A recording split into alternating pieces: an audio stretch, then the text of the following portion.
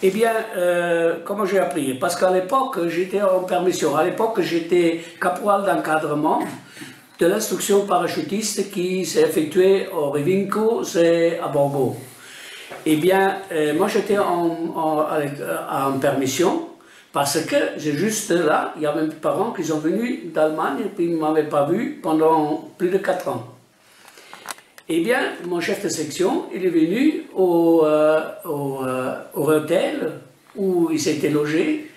Eh bien, il a dit, il est rentré, il a dit, excusez-moi, mais il faut que je prenne votre fils, il y a un accident d'avion au Renault Zoo, il faut que je prenne votre fils, qu'il aille avec nous, parce que pour éventuellement de sauvetage.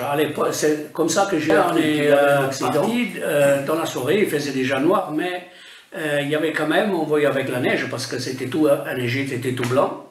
Et bien, et là, on a monté dans la nuit, et bon, avec beaucoup de pauses, il faisait très froid. Et on est arrivé le matin, quand il faisait un peu clair à l'aube, au petit matin, on est arrivé sur le lieu. Et là, à l'époque, on ne voyait pas grand-chose. Et on a croyé que l'avion, il était en bas, il n'était pas dans la falaise. On croyait en bas parce qu'il y avait des morceaux qui étaient en dessous de la falaise. Et on croyait que l'avion avait touché là.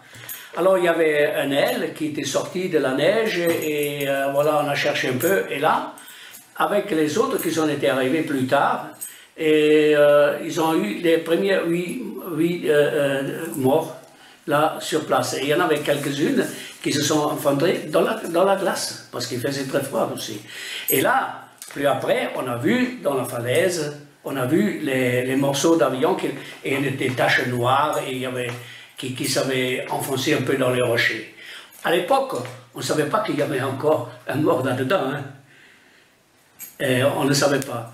Et bon, nous, on est restés jusqu'à 10 h du matin et après, on est redescendu. Et le reste, il y a beaucoup que moi, je suis que dans l'Internet, que je ne savais même pas. Parce qu'ils ont fait après une enquête, comme ça, je sais maintenant, le pilote, le chef à bord, il s'appelait Mercier, et voilà, et c'est ça qu'on a su après, parce que là, ils ont fait comment il a touché l'avion et tout ça.